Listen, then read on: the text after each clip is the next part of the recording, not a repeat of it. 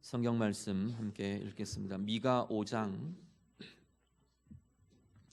2절부터 6절까지 말씀입니다. 구약 성경 1294쪽입니다.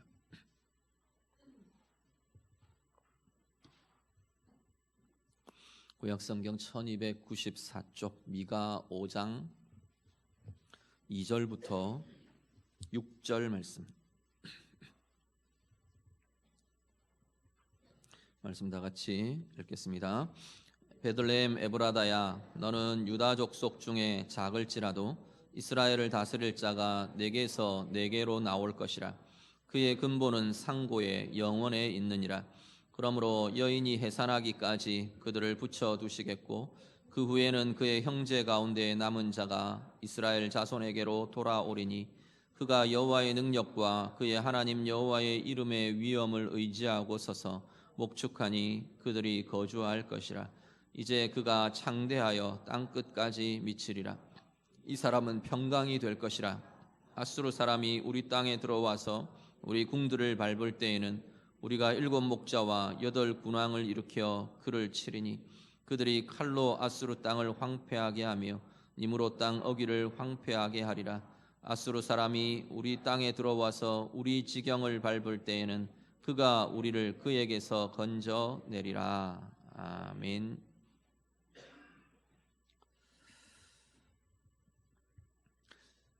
예수님의 오심에 대해서 구약 성경의 여러 곳에서 여러 형태로 예언을 하고 있습니다.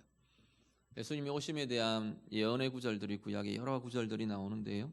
오늘 본문도 대표적인 그런 구절 중에 하나입니다. 특별히 오늘 본문은 메시아가 베들레헴에서 탄생하실 것이다 라는 그 사실을 예언하고 있는 그러한 예언이 담겨 있는 본문이 될 겁니다.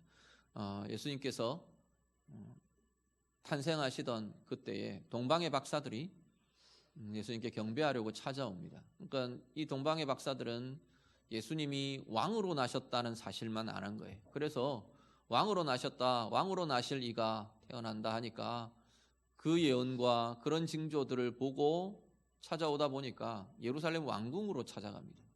예루살렘 왕궁에 가서 유대인의 왕으로 나신 이가 어디 있느냐, 이 세대에 대단히 위대한 왕으로 탄생하신 이가 있는데 그 왕을 경배하러 왔다라는 겁니다. 그러니까 이제 헤롯 왕이 이 율법학자들과 이 서기관들을 불러서 메시아가 위대한 왕이 어디에서 날 거라고 예언되어 있느냐를 찾으라 말합니다. 그러니까 이 율법학자들이 서기관들이 이 말씀을 가지고 오늘 미가 5장의 이 말씀을 가지고 헤롯 왕에게 알려줍니다. 마태복음 2장 6절을 같이 보시죠. 마태복음 2장 6절 말씀 같이 읽습니다. 또 유대 땅 베들레헴아, 너는 유대 고을 중에서 가장 작지 아니하도다. 내게서 한 다스리는 자가 나와서 내 백성 이스라엘의 목자가 되리라 하였음이니이다. 아멘. 이렇게 알려주는 겁니다. 베들레헴에서 탄생할 겁니다. 메시아가 이 세대의 위대한 왕이 다스릴 자가 유대 고을 중에 베들레헴에서 탄생할 거라고 예언되어 있습니다 라고 알려주는 겁니다. 그 본문이 오늘 미가 5장 2절을 사실 해석적으로 인용한 것이 마태복음 2장 6절의 말씀입니다.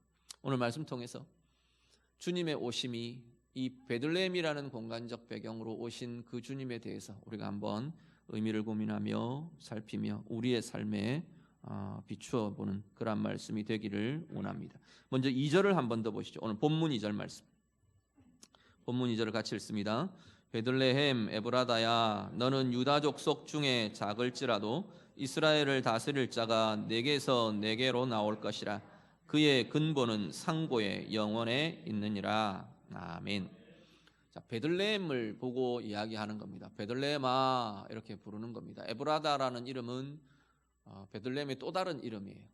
두 가지가 같이 불렸다는 설도 있고 옛 지명이었을 거다라고 부르는 해석하는 분들도 있고 어쨌든 베들레헴의 또 다른 이름이 지금 에브라다입니다. 베들레헴 에브라다야 부르면서 뭐라고 말을 하느냐 하면 너는 유다 족속 중에 작을지라도 말합니다. 사실 베들레헴은 자그마한 마을이에요. 굉장히 자그마한 마을인데, 그런데 미가 선지자는 뭐라고 말하냐면 실제로 네가 작다. 그렇지만 작기만 한 게 아니다라는 겁니다. 그냥 보기의 형태는 작고 작은 마을이고 인구도 적고 뭐 그럴지 모르지만 너는 큰 존재다. 지금 이걸 이야기하는 거예요. 마태는 뭐라고 말하느냐 하면 너는 유대 고을 중에, 베들레헴아 너는 유대 고을 중에 작지 않다 말합니다. 너는 작은 게 아니다. 이건 사람들의 인식에 작다는 인식이 전제되어 있습니다. 다 작다고 여기기 때문에 다시 반대로 이야기를 하는 겁니다. 너는 작은 게 아니야. 다들 보기에 작아 보일지 모르지만 너는 작은 게 아니다 라고 말합니다. 왜 작은 게 아니냐면 너에게서 다스리는 이가 가장 크신 분이 나오시기 때문이다 라고 지금 말을 하는 겁니다. 우리가 보통 사람들이 크다 작다 이야기를 할 때에는요, 어떤 게 전제되느냐 하면 항상 비교가 전제됩니다. 베들레헴을 보고 작다고 하는 것도 베들레헴보다 더 작은 성읍들, 더 작은 마을을 이야기하면 그것도 작은 게 아니겠죠. 근데 베들레헴은 유대고을 중에 가장 작은 마을들 중에 들어간 것 같아요. 그 당시만 해도. 그런데 이 작다는 개념은 항상 큰 것을 염두에 두고 작다고 말합니다. 대부분 이 베들레헴 보고 지금 작다고 이야기할 때도 예루살렘이나 특히 이 예루살렘을 염두에 두고 왕이 태어나실 자리, 다스릴 자가 날 자리는 사실은 예루살렘이잖아요. 근데 이 큰 성읍 예루살렘에 비해서 볼 때 베들레헴은 보잘것없는 작은 마을인 거예요. 시골 마을인 거예요. 오늘 우리도 그렇습니다. 오늘 우리들도 크다 작다라는 개념은 오늘 우리 안에 늘 비교가 전제되어 있습니다. 오늘 우리는 어떤 작은 것 때문에, 우리에게 있는 어떤 작은 것 때문에 때로는 부끄러워하고, 때로는 어려워하고, 때로는 그 비교 때문에 열등감에 젖어 있고, 아니면 정반대로 인간의 비교, 인간의 시선에서의 비교 때문에 내가 누구보다는 커, 저 사람보다는 커, 이런 것 때문에 우월감을 갖고 높아지고, 혹 우리가 이런 비교 속에 있는 우리의 모습들은 없는지 우리 자신들을 좀 다시 돌아보실 수 있기를 바랍니다. 베들레헴이요, 작은 성읍이래요. 그런데 베들레헴이라는 이름이 갖고 있는 것은 결코 작지가 않은 걸 봅니다. 베들레헴 많이 들어보셨죠? 베들레헴이라는 의미는 베이트라는 이 집이라는 단어와 레헴이라는 떡이라는 이 단어가 합해진 단어예요. 그래서 보통 우리 떡집 이렇게 부르죠. 뭐 여러 가지 이야기들 합니다. 생명의 떡으로 오신 예수님이 거기서 나셨기 때문에 이런 이름이 붙었다. 그 이름 예수님 오시기 전에도 이미 상징적인 의미들을 갖고 있는 그러한 성읍으로 이야기됩니다. 어쨌든 떡집은 가난하고 곰핍하고 그렇지 않아요. 특히나 이 시대에 떡집이라 그러면 먹을 것이 풍성한 이러한 것들이 연상되는, 풍요로움이 연상이 되는 것이고요. 또 다른 이름인 에브라다도 마찬가지입니다. 에브라다 또 아니면 에브랏 이렇게 부르는데, 여기는 열매를 많이 맺는다는 뜻을 갖고 있어요. 열매가 많이 맺혀진다. 아니면 뭐 곡물의 땅, 곡식이 많이 나는 그런 땅, 곡물의 땅, 이런 의미를 갖고 있는 게 이 에브라다라는 이름입니다.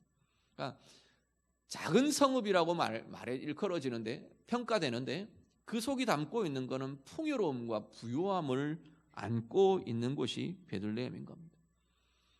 특히나 이 베들레헴이 정말로 풍요롭고 이름 그대로 베들레헴 에브라다가 되는 이유는 바로 그곳에 예수 그리스도 가장 크신 이가 나시기 때문입니다.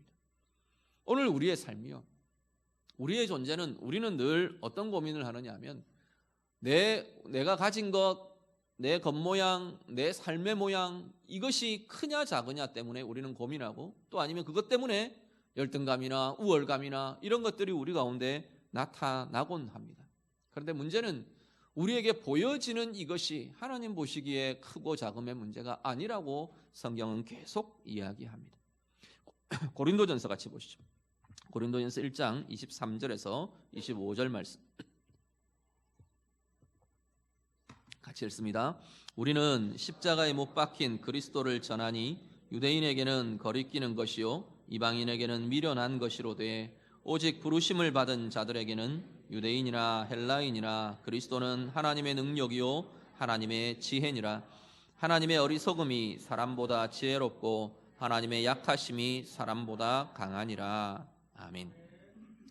예수님의 생애와 예수님이 가신 십자가의 길이 사실은 이 베들레헴의 모습과 유사해 보입니다. 사람들이 보기에는요, 이 예수님의 생애 별로 보잘것없이 보였을 겁니다.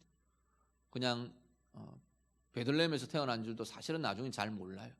나사렛 마을, 어떤 자그마한 정말 갈릴리의 조그마한 마을 나사렛에서 자라나면서 목수의 아들로 그야말로 평범하게 어쩌면 보잘것없게 그렇게 자라오셨고, 그리고 그 생에 그렇게 살아내셨습니다. 십자가의 길이요, 세상 사람들이 보기에는 가장 수치스럽고 가장 저주스럽고 가장 부끄럽고 가장 고통스러운 길이었습니다. 그래서 세상 사람들은 그렇게 평가한다는 거예요. 예수님의 생애와 특히나 십자가에 대해서 어리석다, 어리석다, 무기력하다, 아무런 힘이 없다, 그렇게 평가한다는 거예요. 그런데 하나님 앞에서 이 십자가야말로, 이 예수님의 생애야말로 세상 사람들이 모두 지혜롭다고 말하는 세상의 지혜를 다 합쳐도 하나님의 이 어리석음보다 뛰어날 수 없다는 거예요. 그 모든 지혜보다 하나님의 어리석음이 더 지혜롭다. 세상의 모든 권세와 힘과 능력들을 다 합쳐도 십자가의 이 무능함, 십자가의 이 힘없음, 이것이 훨씬 더 그 모든 세상의 능력과 권세들을 뛰어넘는 능가하는 능력이요 힘이라 고린도전서 바울은 성경은 말씀합니다. 실제로 그냥 그건 우리가 그렇게 이해하고 그래 십자가는 그런 능력이 있는 거야 그렇게 받아들이고 마는 게 아니고, 그렇게 해석하는 게 아니고, 실제로 십자가는 그런 지혜와 그런 능력을 나타낸 겁니다. 모든 죽음을 깨뜨리는 권세로, 능력으로 나타내었어요. 예수님이 그 죽음을 이기시며 부활하시며 예수님을 믿고 따라가는 모든 이들이 죽음의 권세를 이기는 삶을 사는 능력이 바로 십자가에서 나오더라는 겁니다. 모두가 다 능력 없다, 무능하다 했던 그 십자가에서 이 능력이 나타나더라는 거예요. 모두가 다 어리석다 이야기했던 거기에서 하나님의 나라를 보고 진리를 알고 하나님을 보게 하는 참된 지혜가 거기에서부터 이루어지며 나타나더라는 겁니다. 오늘 우리의 삶이요, 우리의 삶의 가장 중요한 실체는 내 안에 무엇이 있느냐입니다. 내 인생이 내 겉이 무엇을 보여주느냐가 아니라 정말로 내 영혼 안에, 내 인격 안에, 내 삶 안에 나는 무엇을 품고 있는가, 그 안에 무엇이 들어있는가가 우리의 존재를 결정하고 우리의 삶의 진정한 의미와 진정한 삶에 나아갈 방향들을 결정하게 될 것이라는 겁니다.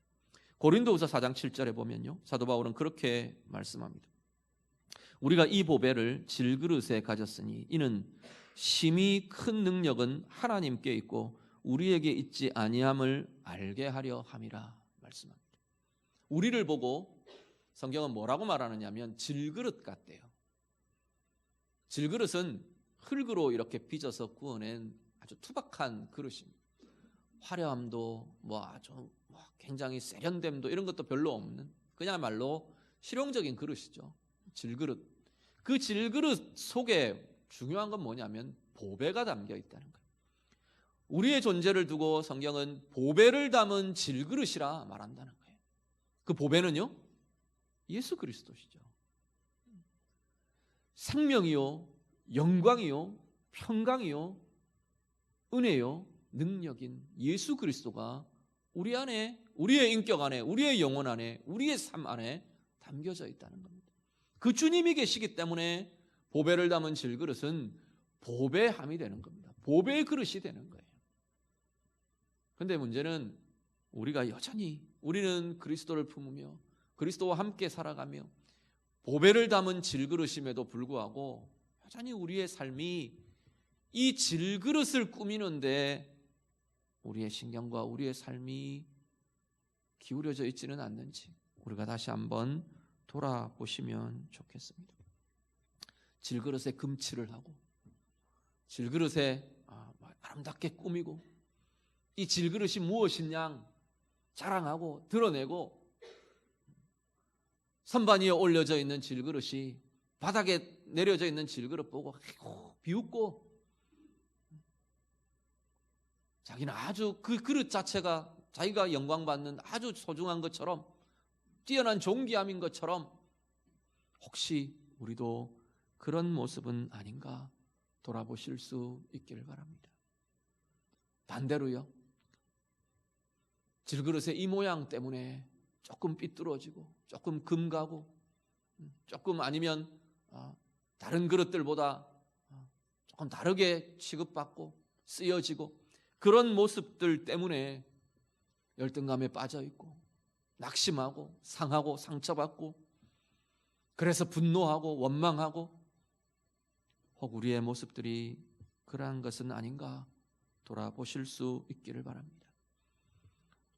우리가 정말로 존귀한 존재인 것은 우리 안에 존귀한 분 예수 그리스도가 우리 안에 계시기 때문입니다. 우리가 가장 아름다운 존재가 되는 것은 가장 아름다우신 주님이 우리와 함께 거하고 계시기 때문에 우리는 가장 빛나고 아름다운 존재가 되는 것이라 말씀합니다. 예수의 임하심이 우리를 존귀하게 만들고 예수님의 임하심이 작고 보잘것없는 우리의 삶을 정말로 큰 존재로 큰 삶으로 큰 은혜의 삶으로 이끌어 간다고 말씀하는 겁니다. 오늘 베들레헴이요 작은 마을이 주님의 오심 때문에 진정한 풍성한 떡집으로 부요한 열매 맺는 자리로 존귀하며 영광을 나타내는 그러한 성읍으로 불려지게 되는 것처럼 오늘 우리의 삶이 주님이 함께 계심으로 주님의 임하심이 내 삶 가운데 나타남으로 진정한 존귀함과 진정한 영광과 진정한 아름다움과 우리의 영과 우리의 삶과 우리의 비전이 날마다 더 크고 아름다운 것으로 빛나게 되는 은혜의 삶들 다 되시기를 우리 주님 이름으로 축복합니다. 2절 하반절에 그 베들레헴에 대해서 이스라엘을 다스릴 자가 너에게서 나신다 말씀합니다. 그러면서 그 뒤에 이어지는 내용은 그 이스라엘을 다스릴 자 메시아에 대한 설명이 쭉 이어집니다. 먼저 주님은요 2절 하반절에 보면 그 근본이 상고요 영원이라 그렇게 표현합니다. 상고라는 건 아주 오래된 것 그런 이야기입니다. 태초법. 영원이라는 것은 시간의 개념을 넘어서는 거예요. 시간을 초월해버리는 존재. 거기가 예수님의 출발점이야. 지금 그렇게 이야기하는 겁니다. 예수님은 시간 밖의 존재이십니다. 피조세계 밖의 존재, 태초의 존재, 영원의 존재, 바로 창조주께서 시간 안으로 들어오신 사건이 바로 예수님의 나심입니다. 그 주님이 다스릴 자로 오셨답니다. 요한복음 1장 1절에 보면 우리 그렇게 잘 아시죠? 태초에 말씀이 계시니라. 이 말씀이 하나님과 함께 계셨으니 이 말씀은 곧 하나님이시니라. 그 말씀이 태초에 계시던 말씀이신 그 하나님이 이 땅 가운데 피조세계 가운데 비추이는 생명의 빛으로 자기 백성들 가운데 찾아오셨다. 이게 예수 그리스도시라고 요한복음은 증거합니다. 그 주님이 그렇게 오늘 우리 가운데 찾아오시며 임하신 사건이 예수님의 나심이라고 말씀하는 겁니다. 3절에 보시면요, 그 다스릴 자의 오심은 오실 그 배경과 상황을 뭐라고 말하냐면 고통 가운데라고 말합니다. 해산하는 여인을 비유합니다. 해산의 고통을 가지고 진통하며 아파하는 그 자리. 사실 해산의 고통이 있다는 건 곧 뭐가 있을 거라는 이야기인가요? 곧 생명이 날 거라는 이야기. 아기가 태어날 거라는 이야기입니다. 그렇죠? 그 해산의 고통 가운데 하나님 메시아의 오심, 그리스도의 오심이 나타났다는 겁니다. 그러면요, 오심을 통해서 회복의 역사들을 일으키신답니다. 주님의 오심은 이 땅 가운데 예수님이 탄생하셨습니다. 그 사건은 오늘 이 땅 가운데 죽음과 죄의 지배 아래 있던 온 인류를 해방시키시는 이김과 변화와 회복이 그 가운데 나타나는 것이 주님의 오심의 역사입니다. 오늘 우리의 삶에도요, 우리 가운데 있는 고통과 아픔들, 어떤 것들이 오늘 우리 가운데 다루어지고 있습니다. 주님의 오심은 그 자리에 회복의 역사로, 은혜의 역사로 나타나신다 말씀하십니다. 4절을 같이 보시죠. 본문 4절 말씀 한 번 더 같이 읽습니다. 그가 여호와의 능력과 그의 하나님 여호와의 이름의 위엄을 의지하고 서서 목축하니 그들이 거주할 것이라. 이제 그가 창대하여 땅 끝까지 미치리라. 아멘. 이 다스릴 자, 메시아의 통치, 다스림을 오늘 미가 선지자는 뭐로 표현하느냐면 목축으로 비유합니다. 목축할 것이라. 목양할 것이라. 목양, 목축은 돌본다는 의미입니다. 제일 그 안에 포함되어 있는 가장 중요한 의미는 돌봄이라는 의미입니다. 돌봄은요, 먹이고 지켜주고 이끌어주고 인도해주고, 이게 목양입니다. 메시아의 오심은 우리의 목양자로, 우리의 돌보시는 분으로, 그분의 통치는 우리를 돌보는 통치로 이루어지며 나타나게 될 것이랍니다. 그리고 5절부터 6절 이어지는 내용은요, 5절 말씀, 5절 6절 한 번 더 같이 보시죠. 5절 6절 같이 읽습니다. 이 사람은 평강이 될 것이라.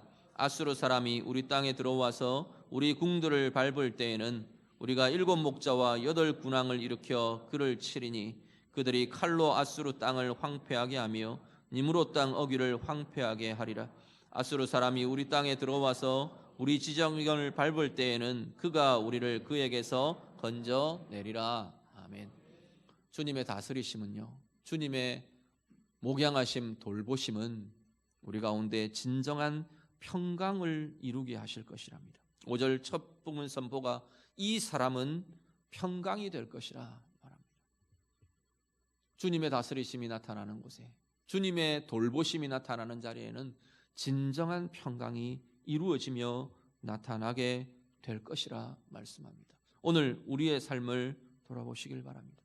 예수님께서는 이 땅에 오신 하나님이십니다. 예수님께서는 우리 안에 오신, 우리를 찾아오신, 나를 찾아오신 바로 하나님이십니다.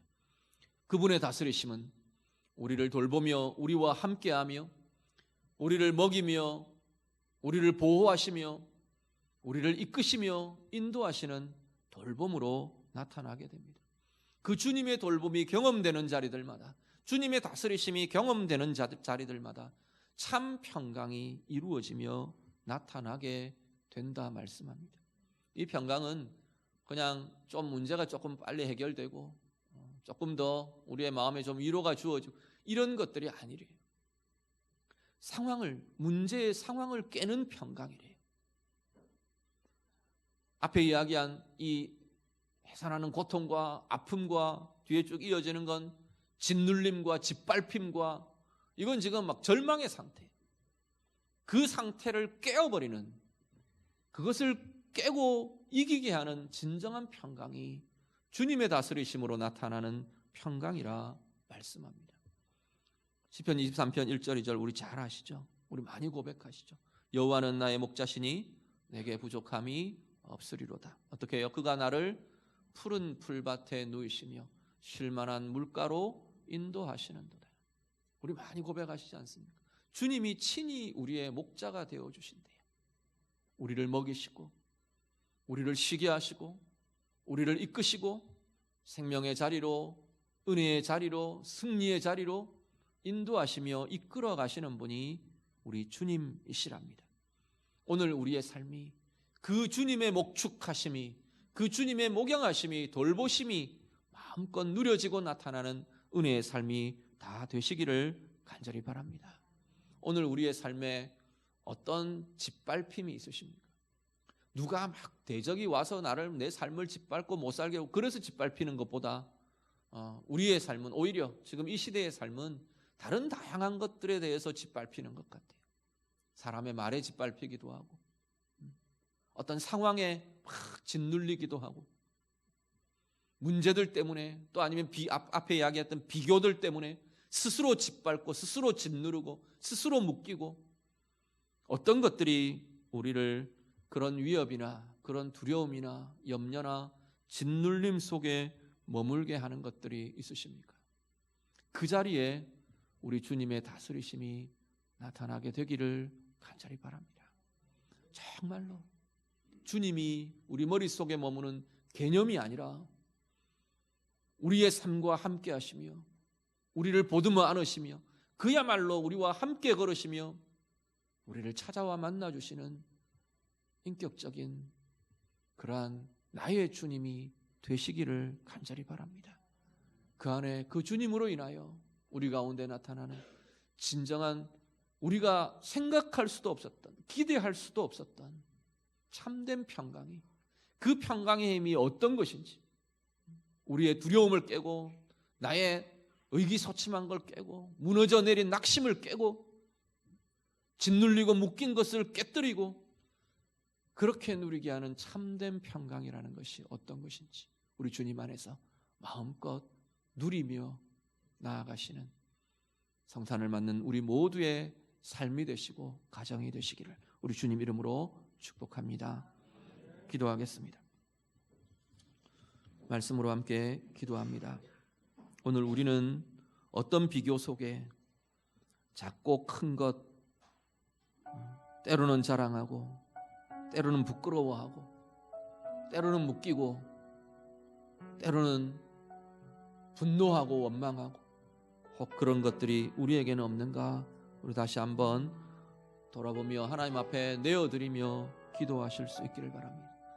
하나님, 나의 이 비교의 자리요, 이 작다고 여겨지는 이것 때문에 내가 아파하고 분노하고 원망하고 수치스러워하던 열등감 갖고 그러던 이 자리들이요, 내 안에 계신 주님으로 인해 이것들이 터쳐지는, 정말로 커지는, 주님 때문에 커지는 존재, 주님 때문에 커지는 삶, 주님 때문에 존귀함을 누리는 이 은혜의 삶, 인정받는 삶, 내가 새롭게 경험하며 새롭게 누리며 그 부요함 속에 머물게 되기를 원합니다. 우리 같이 기도하시기를 바랍니다. 주님의 다스리심, 주님의 돌보심이 내 가운데 마음껏 경험되고 누려져서 어떤 것으로도 짓누를 수 없고 짓밟을 수 없고 위협할 수 없고 흔들리게 할 수 없는 참된 평강이 하나님 내 가운데 가득히 누려지며 나타나기를 원합니다. 우리 같이 기도하겠습니다. 기도드립니다. 하나님 아버지, 오늘 우리의 마음과 우리의 심령들을 주께서 붙들어 주시고, 하나님 비교 속에서 작은 것 때문에, 하나님 커 보이는 것 때문에 때로는 교만하고 때로는 높아지고, 하나님 때로는 수치스럽고 때로는 원망하고 때로는 낙심하던 우리의 모습들을 주님 긍휼히 여겨주시기를 원합니다. 가장 크신 주님이 우리 안에 계시기에 우리의 인생도 큰 존재로 큰 삶으로 그렇게 살아내는 은혜의 삶들이 되게 하여 주시옵소서.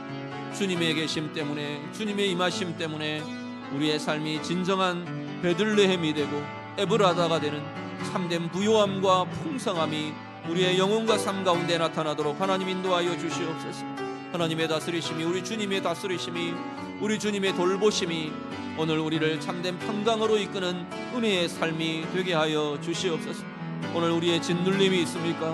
하나님 우리의 묶임이 있습니까? 하나님 우리의 두려워하며 위협받으며 하나님 흔들리는 낙심의 자리들이 있습니까? 주님의 다스리심이, 주님의 돌보심이, 주님의 보호하심이, 주님의 존귀케 하심이 하나님 우리들 가운데 경험되고 누려지게 하여 주시옵소서. 주님 때문에 우리 가운데 진정한 평강이 상황을 깨뜨리며 두려움을 깨뜨리며 우리의 모든 연약함을 깨뜨리는 진정한 하나님의 평강이, 주님의 평강이 임하여지며 나타나는 우리의 성탄이 되고 우리의 삶이 되고 우리의 가정이 되게 하여 주시옵소서. 성탄의 절기를 대하며 주님 오심을 감사로 맞는 우리 모든 주의 자녀들에게 하나님, 우리를 크고 작음으로 비교하는 모든 비교들이 내려놓아지고 깨어지게 하여 주시옵소서. 우리 자신으로서는 무엇이 있어도 작은 존재이고 질그릇 같은 존재임을 주님 앞에 고백합니다. 그렇지만 우리 안에 가장 크신 주님이 계시기에, 가장 존귀하신 보배로운 주님이 우리 안에 계시기에, 주님으로 인하여 큰 삶을 살고 주님으로 인하여 참된 부요로움과 풍성한 영혼과 삶이 되는 우리 모두가 되게 하여 주시옵소서. 주의 다스리심, 주의 돌보심이 우리 가운데 마음껏 누려지게 해 주시옵소서.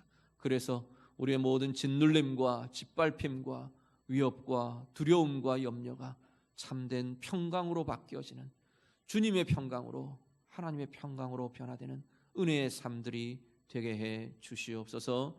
예수님 이름으로 기도드립니다. 아멘.